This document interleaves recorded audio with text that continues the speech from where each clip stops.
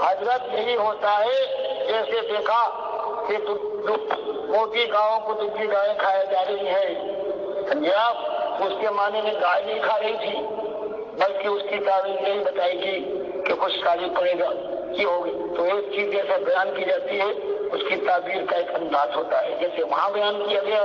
تو وہاں گائے والا معاملہ نہیں ہے، اسی طرح سے تعبیر کا یہ انداز ہے۔ بھائی اس کے علاوہ اب آپ سے سلام کروں گا، کل ہم کو یہاں جلدی جانا ہے، اس لیے حضرات آپ باقی اگر میری بات آپ کی سمجھ میں آئی ہے تو اسے قبول کریں، اور اگر آپ کے دل میں بات نہیں اتری ہے بلکہ وہی بات ہے کہ یہ مردہ جو ہے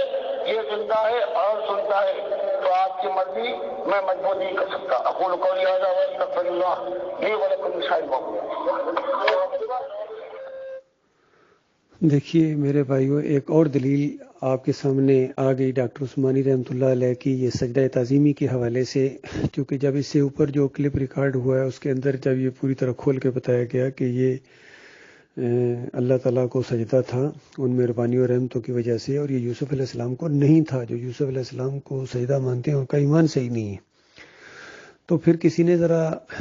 گفتگو کرنے کی کوشش کی تو ڈاکٹر صاحب نے ایک اور دلیل دی کہ دیکھو وہاں جو دبلی گائیں موٹی گایوں کو کھا رہی ہیں، تو یہ ایک انداز ہوتا ہے تعویل کا، اس کا یہ مطلب نہیں کہ وہاں وہ موٹی گائیں اور وہ تھیں، یہ ایک انداز ہوتا ہے، اس کی تعبیر ہوتی ہے۔ بالکل اسی طریقے سے وہاں تعظیم کا وہ انداز ہے، وہ جو لی ساجدین ہے کہ سورج چاند ستارے نیچے آئے ہوئے ہیں اور میرے سامنے جھکے ہوئے ہیں،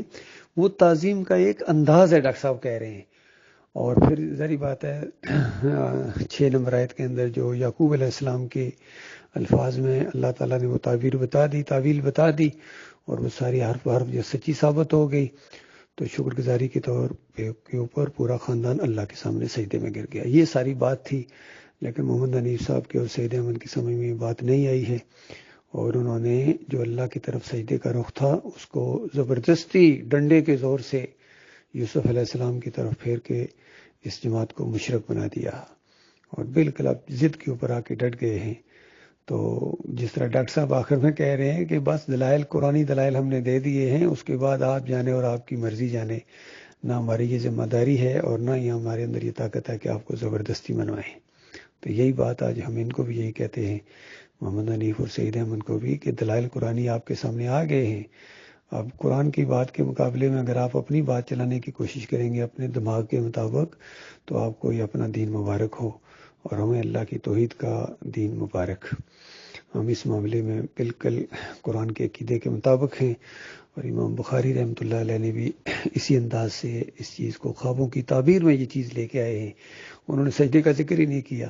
اور انہوں نے سورہ یوسف کی 6 نمبر آیت کو، اور اسی کی تائید میں جو آگے 100 نمبر آیت اور 101 نمبر آیت یوسف علیہ السلام بیان کر رہے ہیں، ان چیزوں کو لائے ہیں، اور سجدے کا ذکر ہی نہیں کیا انہوں نے۔ اور اس انداز سے امام بخاری کا بھی یہی عقیدہ ہے کہ یہ سجدہ اللہ کو ہوا ہے، یوسف علیہ السلام کو نہیں ہوا، اور ڈاکٹر عثمانی رحمۃ اللہ علیہ کا بھی یہی عقیدہ ہے، یہی تشریح ہے مومنانہ۔ لہذا ہم ڈاکٹر مسعود الدین عثمانی رحمۃ اللہ علیہ کے ہم عقیدہ ہیں، ساتھی ہیں، امام بخاری کے ہم عقیدہ ہیں، اور محمد حنیف کے مشرکانہ عقائد سے ہمارا کوئی تعلق نہیں ہے، بالکل بیزاری کا ہم اعلان کرتے ہیں۔ سمجھا رہے ہیں ان کو 4-5 سال سے، سمجھ گئے تو ٹھیک ہے، نہیں تو یہ جانے اور ان کا کام جانے، اور ان کے جتنے بھی پیروکار ہیں سارے ہمیشہ کی آگ کے اندر ان کے ساتھ رہیں گے، اللہ یہ کہ توبہ کریں۔